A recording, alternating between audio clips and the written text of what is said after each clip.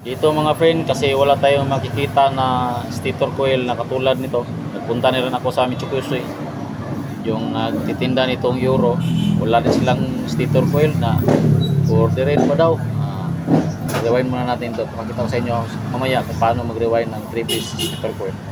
Magre-rewind tayo ng 3-piece stator coil ng Euro na scooter.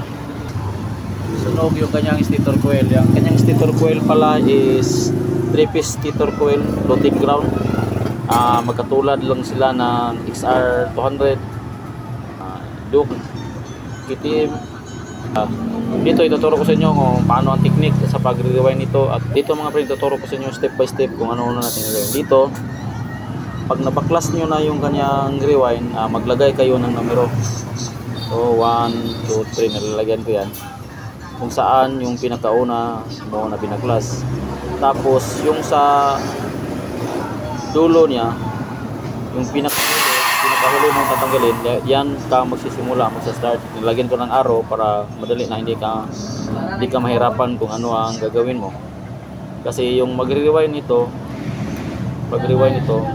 simula ka dito ka simula, bilang ka ng 2, tapos dito naman yung susunod.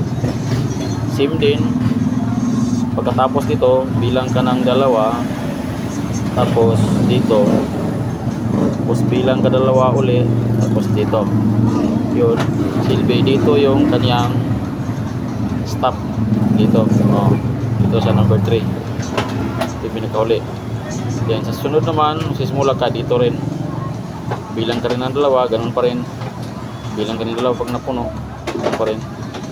At bilang ka ng 2 hanggang sa mabot dito. At sa panghuli, yung pangatlo, dito ka na magsisimula, bilang ka rin ng 2. Bago ko pala mag-rewind, ipapasukat mo doon sa bilihan.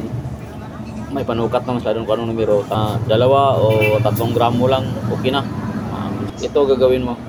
Ang technique nito, pagtanggal mo ng dating rewind, bilangin mo kung ilang patong, saka yun lang ang susundin mo. Tapos dapat pag-rewind ito, sakto ang higpit para hindi siya kakalas, hindi siya luluwag ng madali. Ganyan lang mga friend kapag mag-rewind din ng stator coil na 3-piece. Wala tayong pag-rewind, mano lang. Bali, katapos din ito, 4 na patong.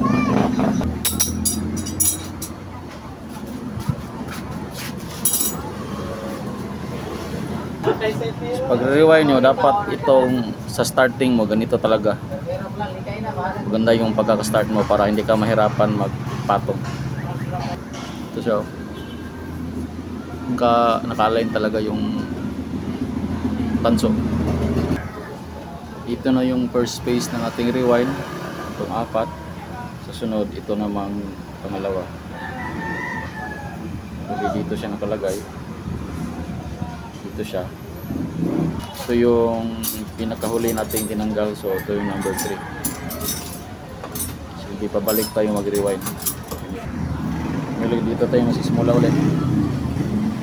Dito tayo simula kanina. Ngayon dito tayo masisimula din. Yan mga friend, natapos na natin yung pangalawang poste. Ang susunod naman yung panghuli. Dito. Yung dito. Ito yung panghuli. Poste. Start tayo. Last. Recap ko lang mga friend, ito na yung gawa natin. Tapos na siya ma-rewind. Ay hinang natin to. Itong kabilang dulo niya, yung sa nag-start ka dito, ito yung ihinang natin to, ilang 3. Yung panimula. Ihinang natin to. Tapos yung 3 naman dito, ito. Yung si number 3, nandito siya.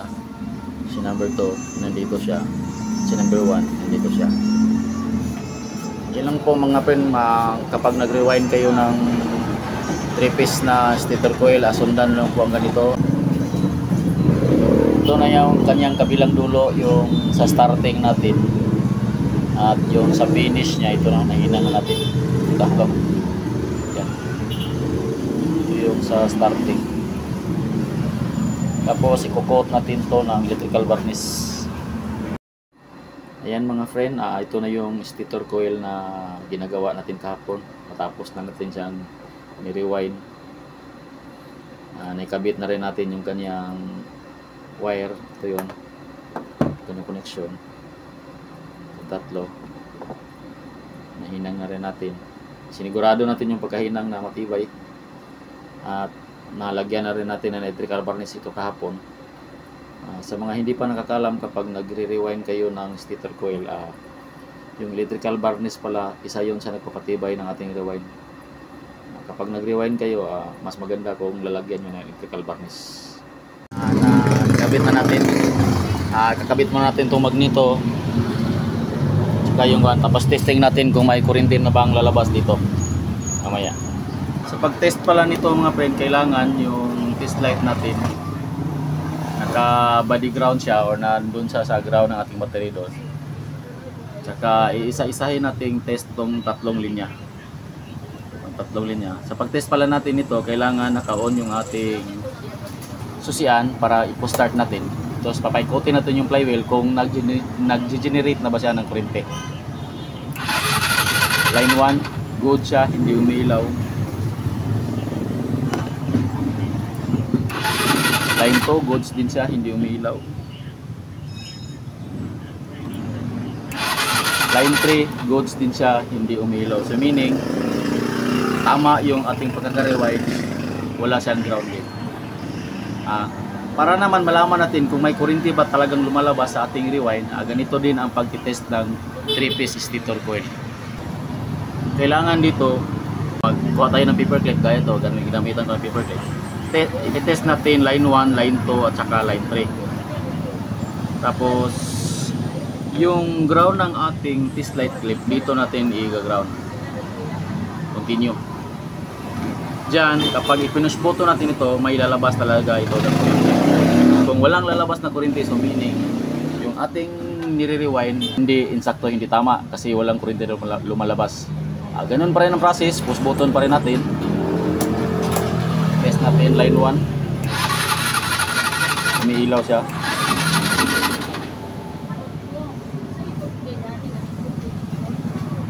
Line 3. Umiilaw din. Tapos reverse naman natin. Lipat naman natin ditong ating test light clip sa kabila sa line 2. I-check natin sa line 1. Ito. So meaning umiilaw siya. So meaning yung ating nire-rewind ay may kuryenteng lumalabas. Ito na siya mga friend, ikabit na natin yung kanyang socket. Testing natin push start.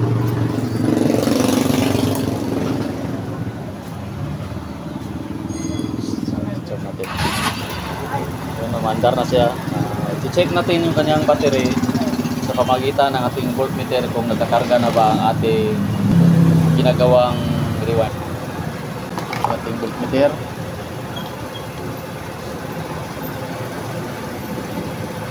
Natin ito positive at sayong negative sa negative.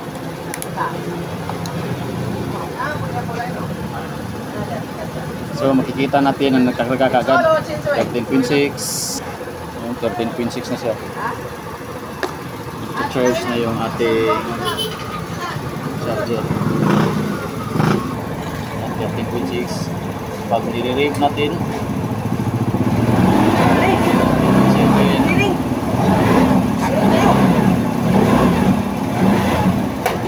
mamaya papalo na ito sa 14 kapag nakarga na kasi lubat yung kanyang battery. Dumaan ito ng matinding lubat. So ngayon 13.7. Okay na yan. Malakas na charging. So yun lang mga friends sa video na ito. Sana may natutunan kayo. Kapag nagka-encounter kayo ng ganitong pangyayari sa inyong motor, maaari niyong sundan ang ating video tutorial. At maraming salamat sa mga nanonood.